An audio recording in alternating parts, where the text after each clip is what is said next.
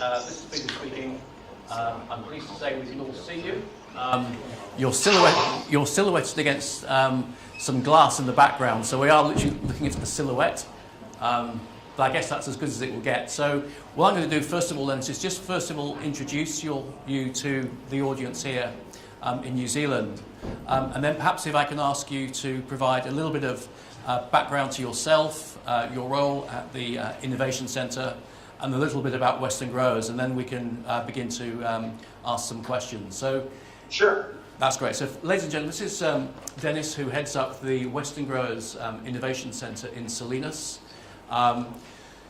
Western Growers is one of the largest grower networks in the US, and a group of us were very fortunate to visit Dennis and his team last month during the Silicon Valley AgTech Immersion Program and Conference.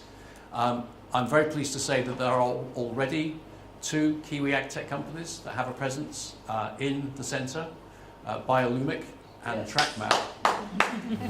Very good. There we are. Obviously an investor in the background. So there we go. You're going to be even more delighted, Dennis. One of Biolumic's investors is sitting in the crowd here. So that went down. Okay. That went down very well. So. Oh, and a director of Biolumic is sitting in the crowd here, so even more important. So Dennis, that's the brief introduction. I think it would be great if you could really fill out what I've said. Talk a little bit about yourself, a little bit about the centre, the role of the centre, and a little bit about Western Growers. Sure, thank you. First of all, good afternoon, everyone, and thanks very much for the invitation to join you. Though I confess I would have enjoyed accompanying Mr. Trice down to visit with you in person, so that'll be something to look forward to someday, I hope. But just very, very quickly, my name is Dennis Donohue, and I'm the lead for the Western Growers Innovation Center.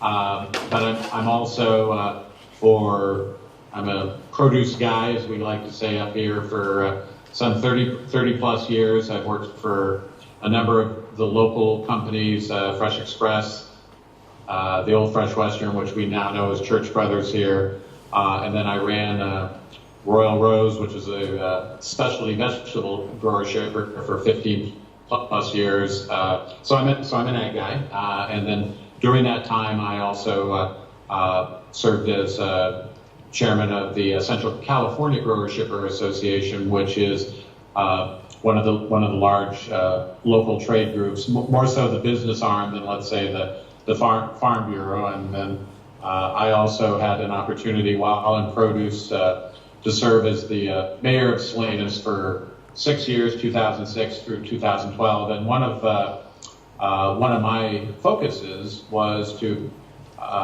connect the Salinas Valley with the Silicon Valley as an economic development strategy. And I'd like to think Salinas really began the global dialogue around ag tech sometime in 2007. And so we're really proud of the fact we're one of the ag tech hubs on the planet. And the other thing that's important about Salinas, which is in Monterey County, so we're the county seat. But what's interesting about Monterey County is that our crop reports, which is roughly $4.8 billion, we're about 10% of agricultural production in the state of California on 2% of the land. And so in 2015, we were the largest crop report in the state on vegetables and in berries. So it kind of puts Monterey County in perspective.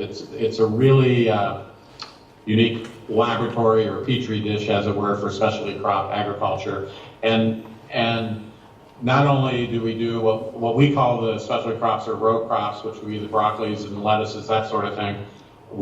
In recent years, strawberries have really continued to grow exponentially. We're also a valley where there's some 9 different wine appellations. We're really the home of where the whole fresh cut salad revolution caught on, and increasingly an important player on organics. So that's my background. When I was running for mayor, I summed it up pretty simply. I'm just a salesman married to a farmer's daughter. But I've had the opportunity to serve my community and participate heavily in our industry for some 30 plus years.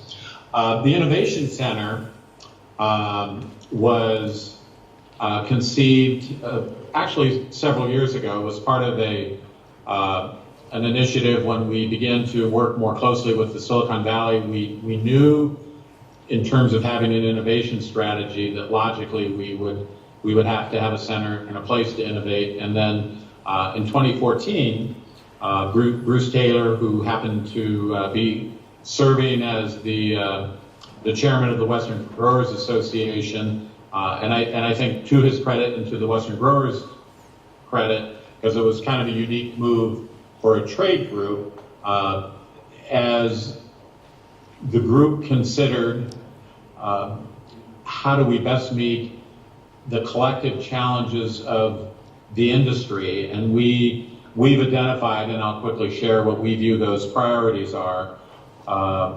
Three really key areas that we have to work together on collectively. Agriculture, on one hand, we're used to competing with each other pretty routinely, but on the other hand, we have a good history, a good track record of working together on our common challenges. And probably the most notable example in our industry, in our neck of the woods, was the way our industry responded on a statewide basis to the E. coli outbreak in 2006. It was around that challenge, there was an unprecedented coming together between private industry, and it was a really large public-private partnership that within almost just about half a year, in conjunction with the California Department of Food and Agriculture, the Leafing Green Marketing Association was born, still operating today. And many folks believe the LGMA serves as really the backbone of the United States Food Safety and Modernization Act. So we do have a really good track record around problems. And I think Bruce, to his credit, along with his colleagues on the board in 2014 or 2013, whenever they passed it, they recognize that in order to best meet our common challenges on a pre-competitive basis, as it were, that technology and innovation needed to be part of that strategy.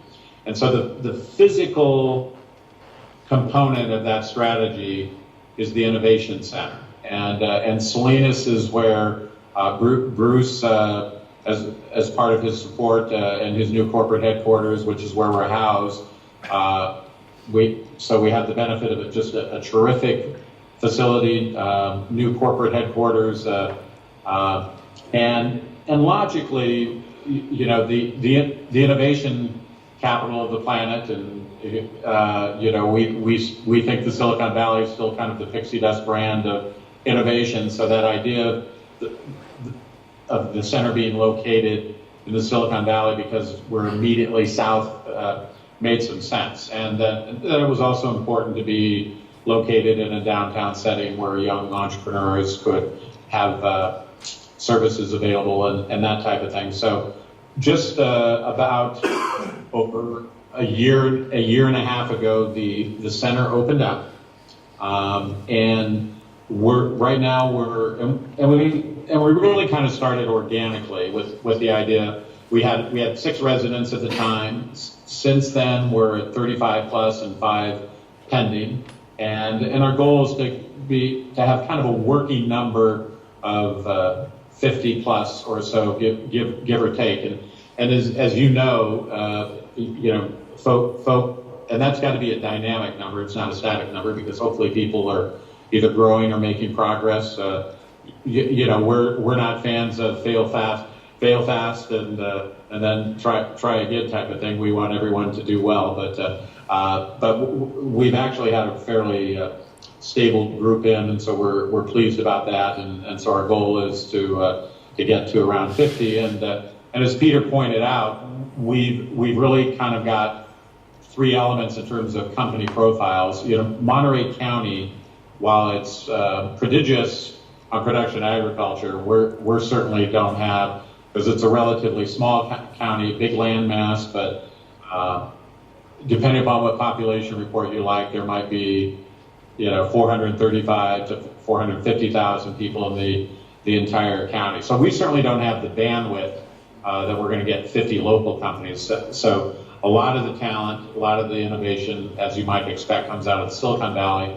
But one of the things we've been very pleased to note is because of the size of the California marketplace and the WGA network, we've attracted the attention of a lot of international folks. And so when folks decide they want to enter the market, they need a place to set up shop, and we're finding the Innovation Center has a lot of appeal.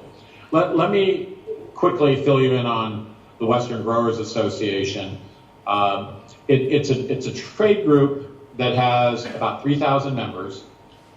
Its membership base is California, Arizona, recently Colorado, and then for good measure, just threw in the Chili Pepper Association. I think that's the right name of it, out of New Mexico. So we're going to spice up the salads a little bit. And but what that group represents is 50+%, and at times 70, 90, and even 100% in season of North America's fresh fruits, vegetables, and nuts. And kind of that moving number of about 1,000 producers, grower shippers, fresh processors. Our membership base operates in some 32 different states and 20 different countries.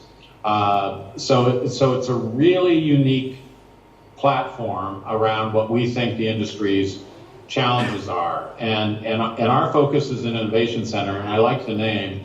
We do provide basic business services in terms of a place to set up shop, conference room, the opportunity to take advantage of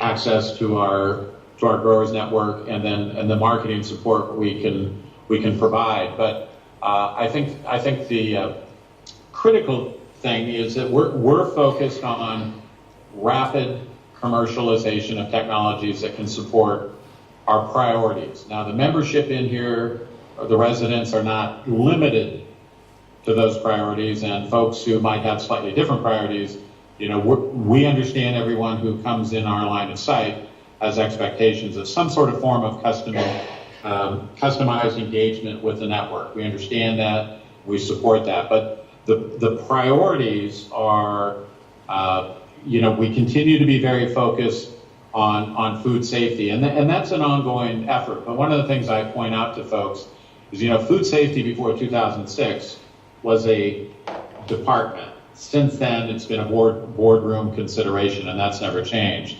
Now, we have some 400 different crops within our trade area, and so as you might imagine, food safety as it relates to melons that are field packed versus shed packed versus processor versus strawberries versus lettuce, that's going to be different. But what holds true under all circumstances is, the holy grail is, where can we get a kill step? Where we got pretty good insurances that once we put something on a truck, that you're as close to 100% food safe as possible. Now, we're not naive. We understand if our name is on a bag or a box, you're still going to be you're still potentially in harm's way. But it's a big supply chain. We understand we're in it together. But we really want to, really continue to explore how do we get to kill step. So that's food safety. How do you get to a kill step? The other big challenge in California, and this is really accelerated, and I'm told when folks travel overseas, apparently our presidential politics are pretty interesting, but I will tell you, as a longtime ag guy, it's a sideshow in the sense that our labor challenges have been mounting for years. And so we have issues in terms of availability, supply, and cost. And so, my general view is, is that we have to act with a sense of urgency, that we have to assume that we're going to lose possibly up to 75% of our labor over the next 5 years, if not sooner.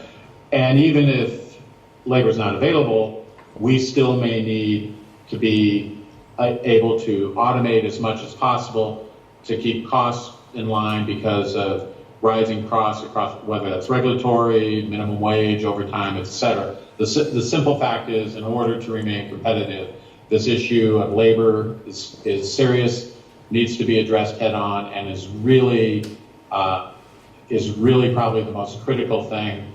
As I move around our network, talk to growers, that is at the top of everybody's list. So labor means you're going to be talking about automation, robotics, artificial intelligence, but the challenge is the specialty crop industry does not lend itself to mass volume solutions in any way, shape or form. One size will not fit all in terms of how you meet that challenge, yet as an industry, we have to meet that challenge. The final area, and this was identified a couple of years ago in the recent, we had a lot of rain this winter. We're glad for that. The area that was identified was water. And at the time, it was really supply and quality. And supply is really a function of policy and infrastructure. Quality, on the other hand, certainly can be technology. But the reality is water really kind of represents how are you managing resources, how are you bringing together all of the elements of precision ag, how do you optimize your ability to take advantage of the Internet of Things, connectivity. So really water to me is kind of that gathering spot where we're going to be able to comply with increasing regulations. In fact, it was interesting, and this is somebody that Rob would be familiar with, and perhaps Peter and those of you who have visited our valley. Lori Koster, who's on the Western Growers Board and the chairman of Man Packing, recently gave a talk where when kind of talking about the profile of Monterey County, she laid out all the regulatory agencies we have to comply with. And one could easily make the case in Monterey County, it is the most heavily regulated county in the world if you're in the agricultural business. So that's a lot of regulation to keep up with. And then the other thing is as as industry consolidation continues, particularly on the retail side, the rise of Amazon and what's the impact of that going to be on the supply chain. When you have customers with that kind of firepower and on the purchasing side, they're usually in position to ask for things as well, and you have to comply. So you've got government regulation, you have increasing consolidation, change in the supply chain that'll require more and more information. And then the other thing is, given the just rising costs, the need to be more and more productive, and the value of information is also part of that mix. So those are the three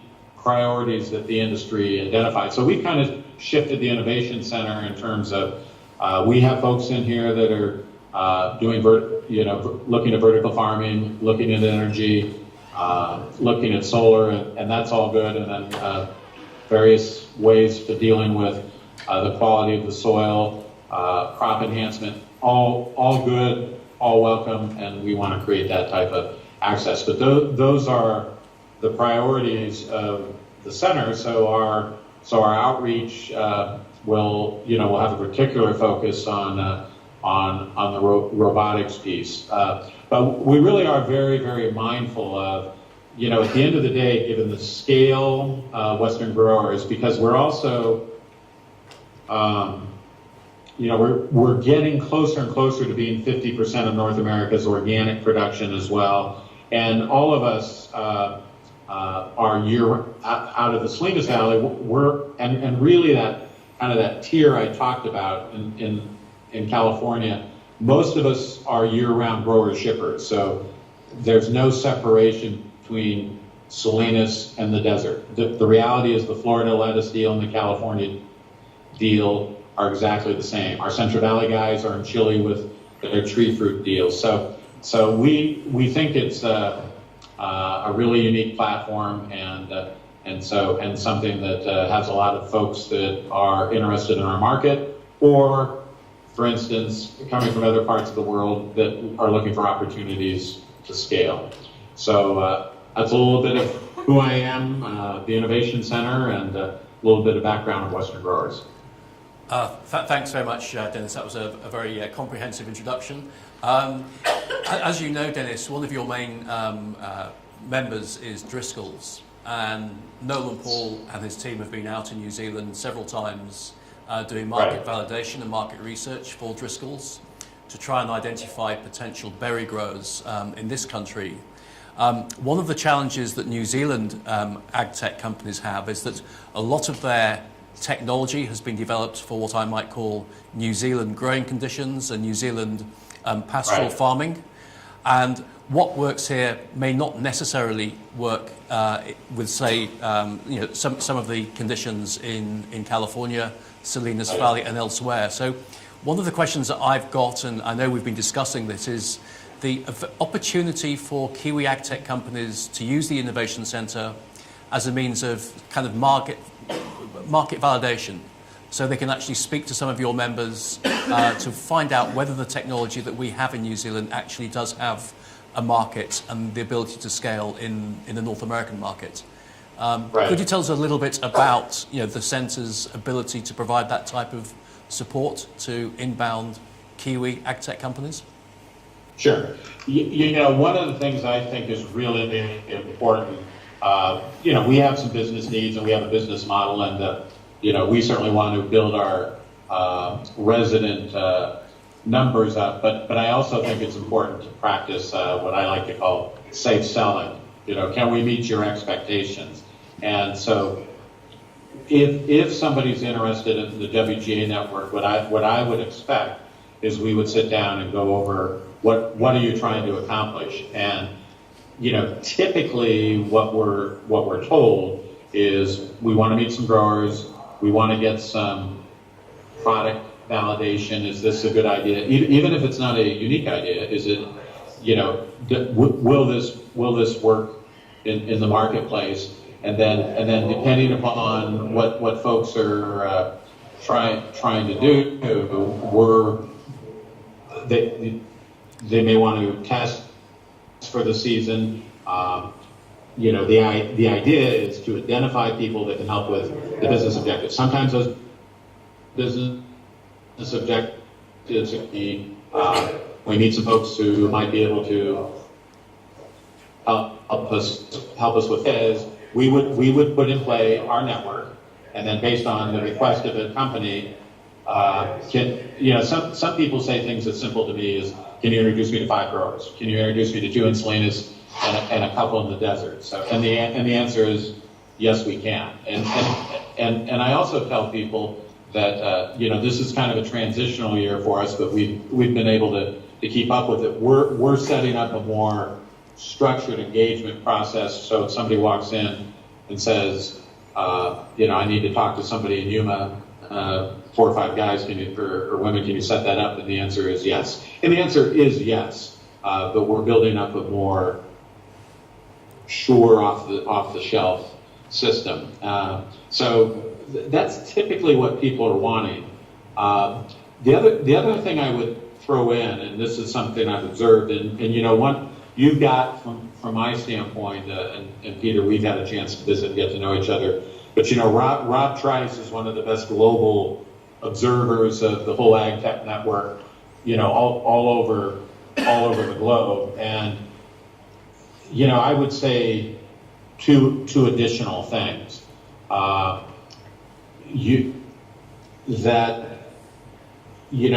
best technology does not necessarily win the game. And I kind of use the drone deal as an example. There may be 150 drone companies. As we like to say around here, they ain't all going to win. And in fact, very few will. And it's not necessarily going to be the best technology. It could be the best business model, the best management team.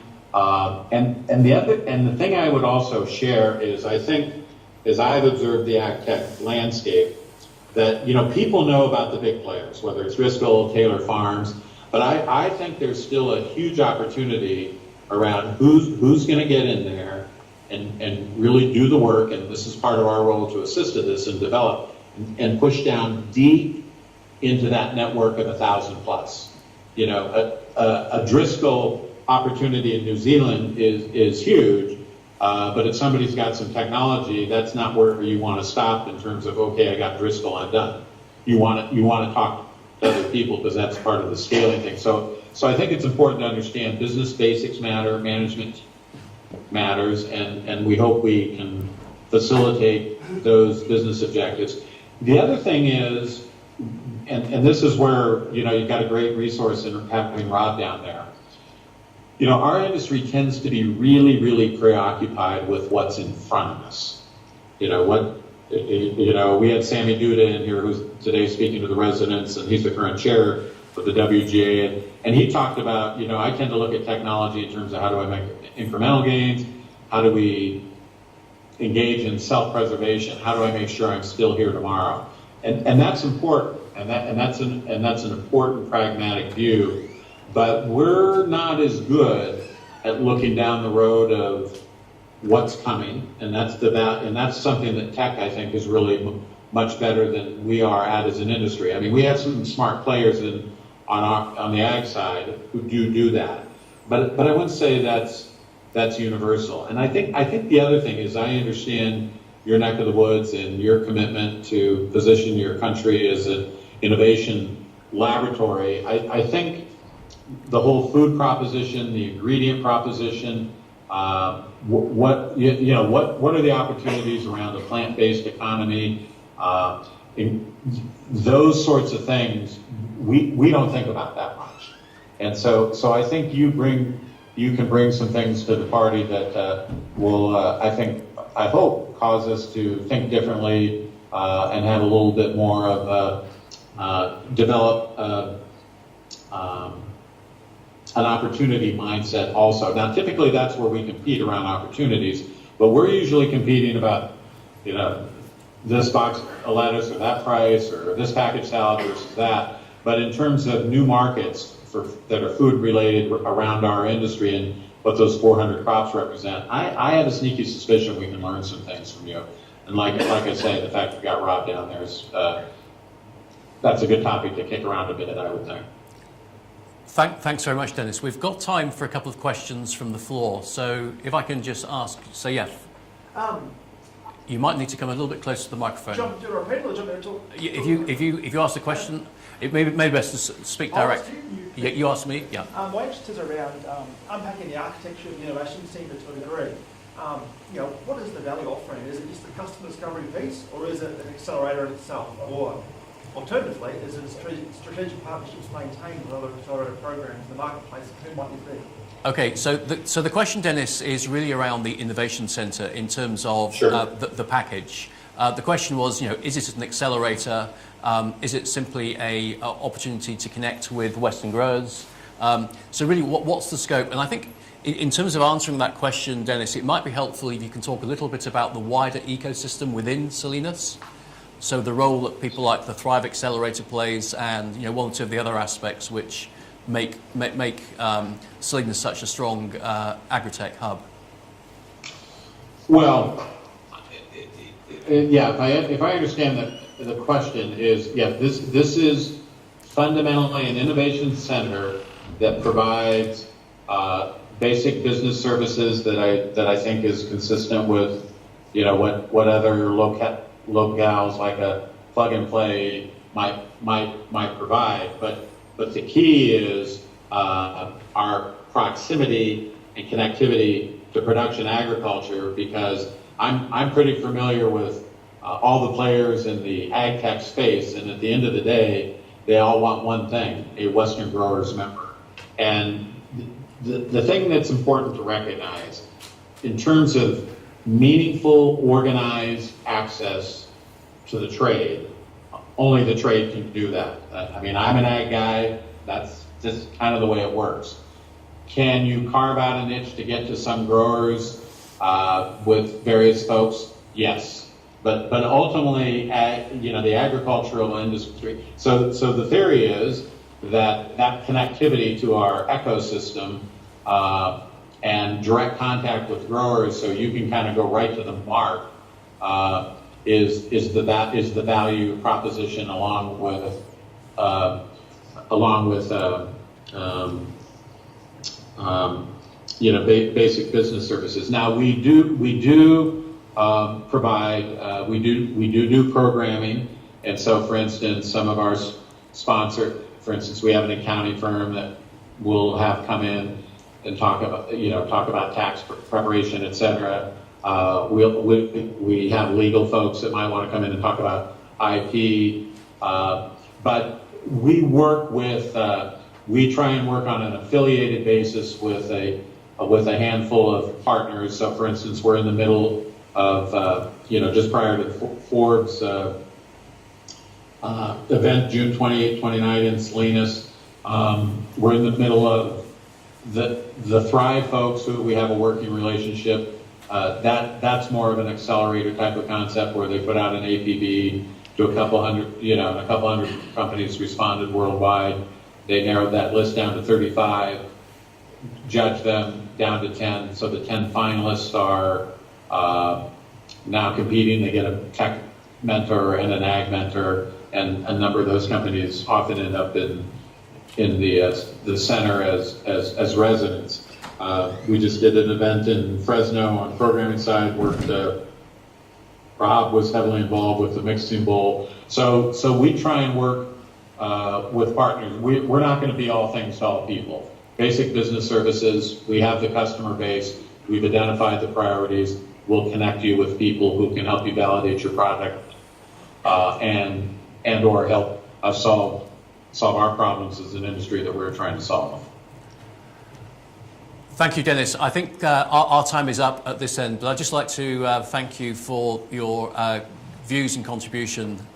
Obviously, our conversation will continue well after today, but on behalf of everybody here, thank you very much for the time you've taken to give us those insights. Thanks very much for having me. I enjoyed visiting with you. And have a good rest of the conference.